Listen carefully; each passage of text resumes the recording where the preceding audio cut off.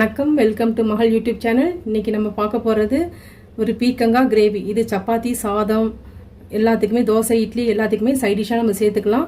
இது ரொம்ப ரொம்ப நல்ல ஹெல்த்தியான ஒரு வெஜிடபிள் தான். இதை எப்படி செய்யலாம்னு பார்க்கலாம் வாங்க. இப்போது பீர்க்கங்காய் கிரேவி பண்ணுறதுக்கு ஃபஸ்ட்டு நம்ம ஸ்டவ் ஆன் பண்ணிவிட்டு நல்ல குக்கர் சூடானதும் இப்போ அதில் 2 ஸ்பூன் எண்ணெய் விட்டுட்டு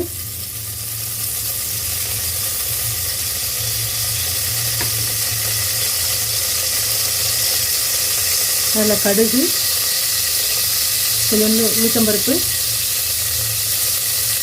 சோம்பு, சீரகம் கொஞ்சம் போட்டு நல்லா ஃப்ரை பண்ணிவிடுங்க. கருவேப்பிலை,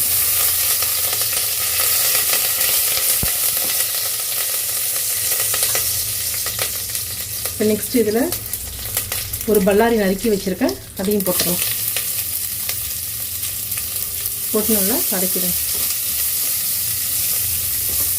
வெங்காயம் நல்லா வதங்கிறதுக்கு கொஞ்சம் கல்லுப்பு சேர்த்துக்கணும்.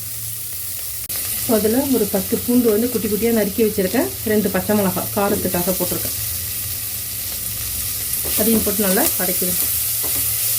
பெரிய தக்காளி நறுக்கி வச்சுருக்கேன், அதையும் சேர்த்துக்கலாம்.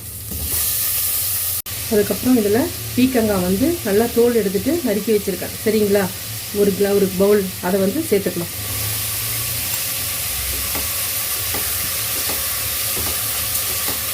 ஒரு 5 மினிட்ஸ் நல்லா வதக்குங்க, போகிறோம். நம்ம விசில் விட போகிறோம், அதனால் அதுலேயே நமக்கு நல்லா குழைவாக வந்துடும். இந்த ஸ்டேஜில் 1 ஸ்பூன் தனி மிளகாத்தூள், ஒரு 1.5 ஸ்பூன் போட்டுருங்க.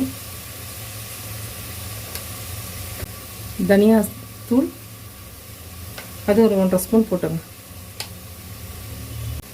நெக்ஸ்ட்டு கரம் மசாலா கொஞ்சம், அவ்வளோதான். இதை போட்டு நல்லா வதக்கிடுங்க. இப்போ ஒரு மூடி போட்டு நல்லா ஒரு 5 மினிட்ஸ் நல்லா வதங்கட்டும். இப்போ நம்ம பீர்க்கங்காய் பொரியல் செய்கிறதா இருந்தால் அப்படியே வச்சிடலாம். இப்போ நம்ம பீர்க்கங்காய் கிரேவி செய்கிறதுனால அதில் இன்னொரு ஸ்பூன் எண்ணெய் விட்டுட்டு உப்புலாம் கரெக்டாக இருக்கான்னு பார்த்துட்டு கொஞ்சோண்டு உப்பு விட்டுட்டுருங்க. உப்பு போட்டுட்டு கொஞ்சம் தண்ணி விட்டுருங்க.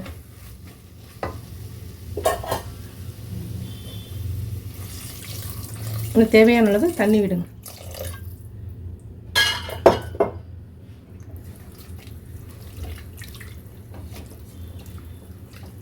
இப்போ இது நல்லா கொதி வந்தோடனே நம்ம குக்கரை மூடிடலாம்.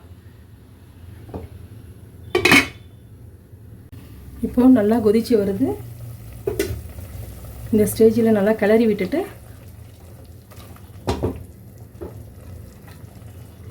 குக்கர் மூடி போட்டுருங்க. போட்டு ஒரு 3 விசில் விட்டுருங்க, நல்லா குழைவாயிடும். இப்போ 3 விசில் வந்துருச்சு, நம்ம ஸ்டவ்வை ஆஃப் பண்ணிடலாம். இப்போ விசில் அடங்கிடுச்சு. இப்போ நம்ம எடுத்து பார்க்கலாம். இங்கே பாருங்கள், நல்ல கிரேவி ஆயிடுச்சு, சரியா? இதில் நம்ம இப்போது தேங்காய், சோம்பு, முந்திரியும் கசகசா ஊற வச்சுருக்கேன், சரிங்களா? இதை எல்லாத்தையும் போட்டு அரைச்சிடலாம்.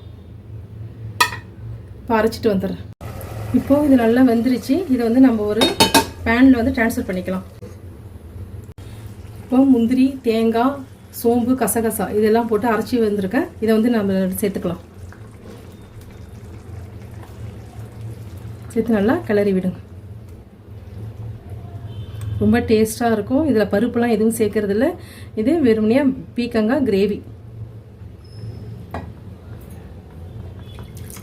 கொத்தமல்லி தழை சேர்த்தாச்சு, சரிங்களா? இந்த நேரத்தில் நம்ம ஸ்டவ்வை ஆஃப் பண்ணிக்கலாம். பீர்க்கங்காய் கிரேவி ரெடி ஆயிடுச்சு, அவ்வளோதான். இப்போது சூப்பரான, டேஸ்டான, ஈஸியான பீர்க்கங்காய் கிரேவி ரெடி ஆயிடுச்சு. நீங்களும் வீட்டில் ட்ரை பண்ணி பாருங்கள். இதில் தேங்காய், முந்திரிலாம் உடம்புக்கு ரொம்ப நல்லது, அதெல்லாம் தான் இதில் சேர்த்துருக்கோம். கசகசா சேர்த்துருக்கோம், வயிற்று புண்ணுக்கு நல்லது கசகசாலாம், சரிங்களா?